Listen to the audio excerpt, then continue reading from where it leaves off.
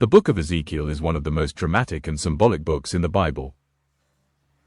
Written during Israel's exile in Babylon, Ezekiel reveals God's glory, his judgment on sin, and his promise to restore his people. Ezekiel begins with a stunning vision.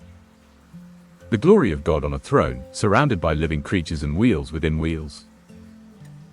God calls Ezekiel to be a prophet, a watchman for Israel, to warn them of judgment but also to bring a message of hope. Much of Ezekiel's early message is judgment.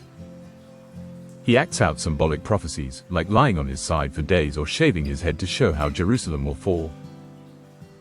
The people's idolatry, corruption, and rebellion led to exile, and Ezekiel declares that God's holiness will not be mocked.